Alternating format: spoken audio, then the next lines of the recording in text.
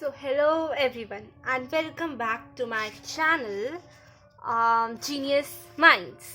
ठीक है, so today we are going to study this chapter gravitation, and this chapter is gonna to be a fun, and this is a very amazing and crisp brief chapter.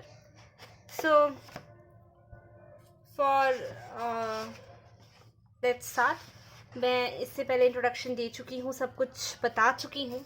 मैं start करना चाहूँगी जिस point से, वो है हमारा gravitational potential, and I am gonna start with this topic. तो सबसे पहले मैं डिस्क्राइब करना चाहूँगी कि एक्चुअली ग्रेविटेशनल पोटेंशियल होता क्या है.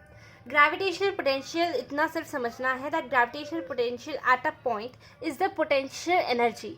वो पोटेंशियल एनर्जी जो एसोसिएटेड होती है किसी भी बॉडी जो कि ग्रेविटेशनल फील्ड में है उसके यूनिट मास से. ठीक है, simple. Any body is in gravitational field, then the gravitational potential associated with it is known as gravitational potential. ठीक है, it is represented by V is equal to work done upon में mass. ठीक है, now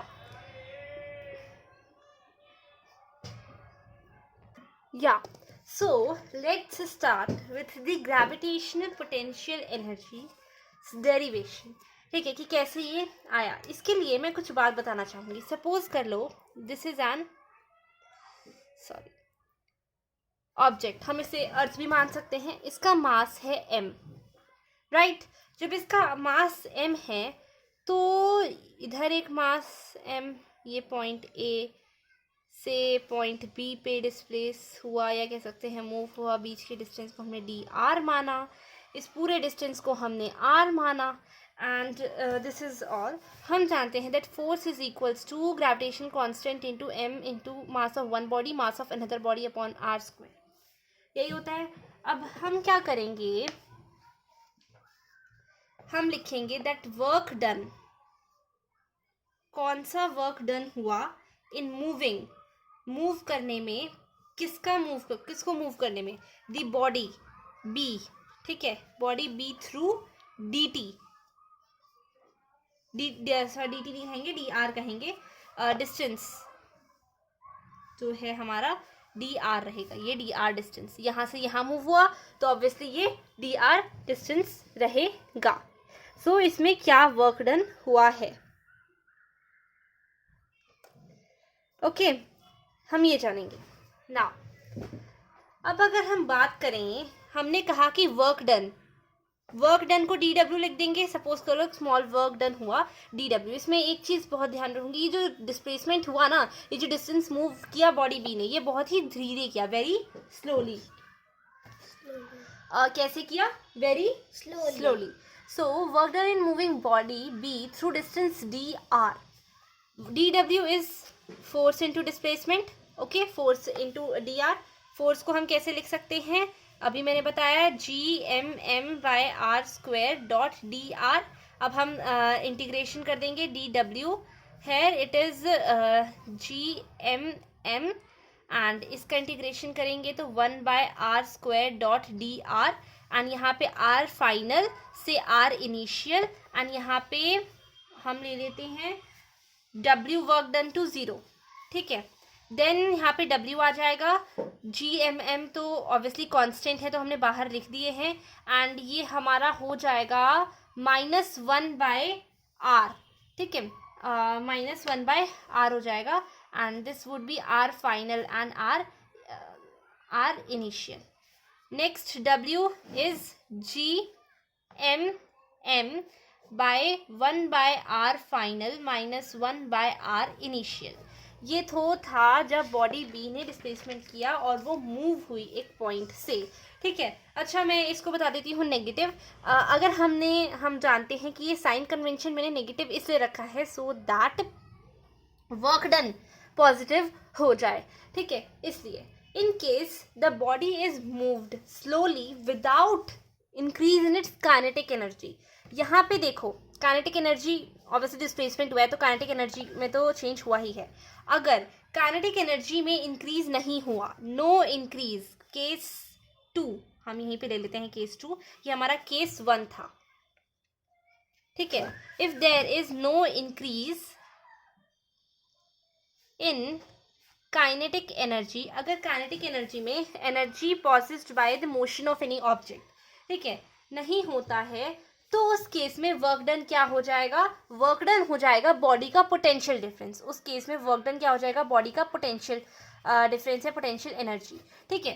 अच्छा, potential energy जैसे कि हम ये बात भी जानते हैं कि जो हमारा पोटेंशियल डिफरेंस एनर्जी है वो यहाँ पे जो एनर्जी है ना, ग्रेविटेशन एनर्जी, ये हमारी इन्फिनिटी टू ज़ीरो है, टिल इन्फिनिटी।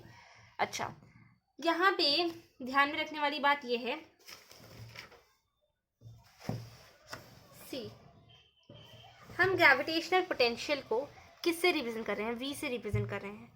इसमें हमें डेरिवेशन नहीं दी गई है, ठीक है, बट हमने लाना क्या है, बेसिकली हमें ये लाना है, ये जानते हैं कि हम सरफेस पे रहेगा, अर्थ के सरफेस पे जो ग्रेविटेशनल पोटेंशियल होगा वो minus gravitational constant into mass upon में रेडियस होगा, ठीक है।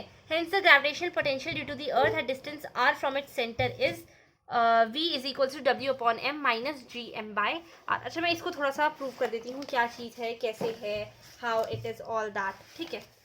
हम जान रहे हैं कि एट इन्फिनिटी, इन्फिनिटी पे,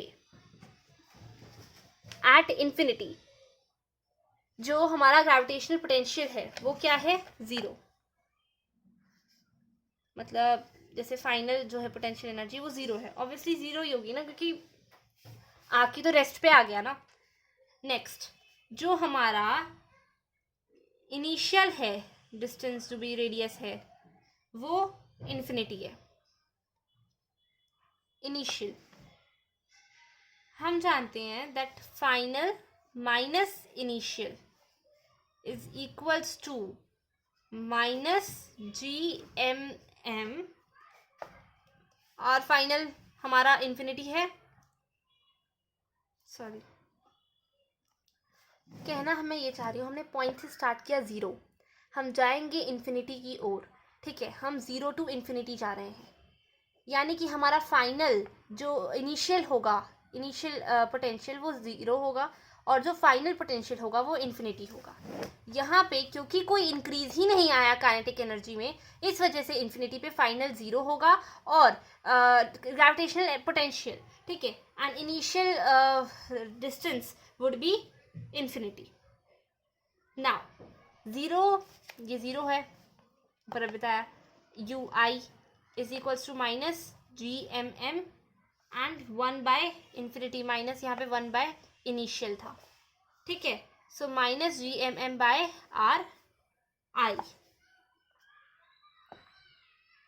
है ना, इनिशियल।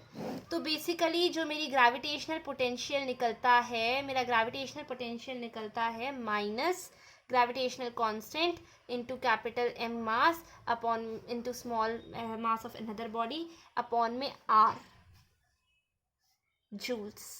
तो ये हमें इतना डेरिवेशन हमने किया इसीलिए कि ये जो है ज़ीरो आ जा, ये हमें ग्रेविटेशनल पोटेंशियल पता चल जाए, ओके।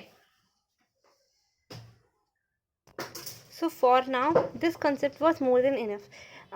मैंने जो भी समझाया, it was gravitational potential energy. In next video I connect you with the gravitational potential and most probably end this chapter.